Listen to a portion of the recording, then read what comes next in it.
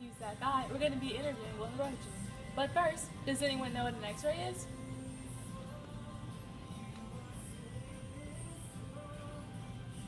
Hey, you. Hey. Me? Yeah, you.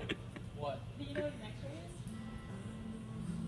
is? Yeah. Isn't that the thing where you look through the scope and then space is like right there? I wish, but no. But the good thing is, we have Will Rogen himself, the man who founded the X-ray. Well, invention's kind of old. Wouldn't he be dead? Not really. He's just only 150 years old now. Oh. But when we come back from this commercial break, he'll be here to interview with us himself.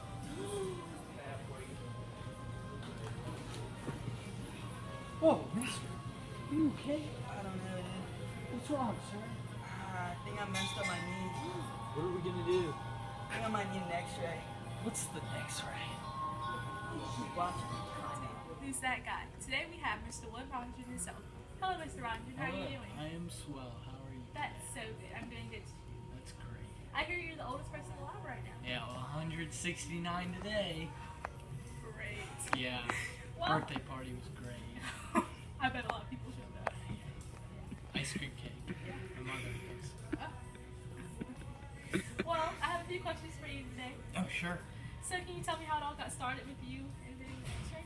So basically, well, first I'm gonna have to give a shout out to my boys. Shout out. Jay Plucker, J.W. Hittor, R.I.P. Their work that they did on the cathode rays really helped me in discovering this X-ray, because the cathode rays was the name given to an electric current established in gases by high tension electricity generated by an induction coil. So many big words. Yeah, I mean, it's too much for a mind like yours to handle. Yeah. But anyways, so from there I just did a lot of experimentation. So what I realized is if the tube is enclosed in all black material, and then I was in a dark room, I used the induction coil, right? So induction coil, tube, and then I added a plate. As you can see, the plate is it's covering the path of the rays. Now, what beamed off of The black paper. black paper Yeah.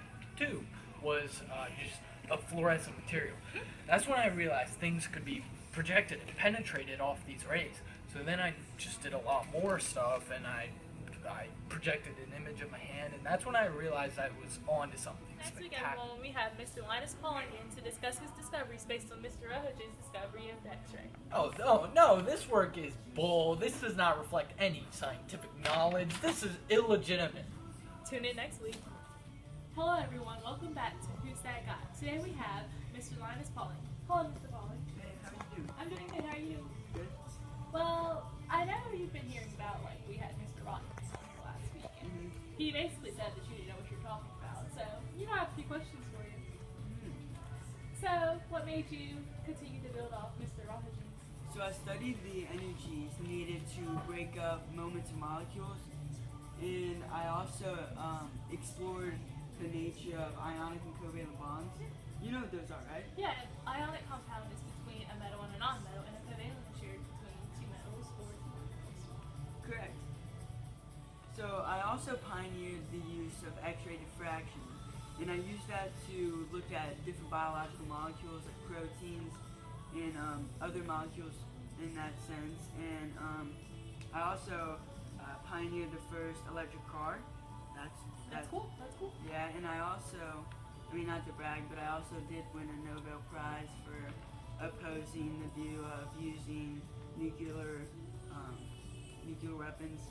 Roger, he's coming for you. He's coming for you, Roger. I mean, Well, thanks everyone for viewing in today on our last episode of Who's That Guy.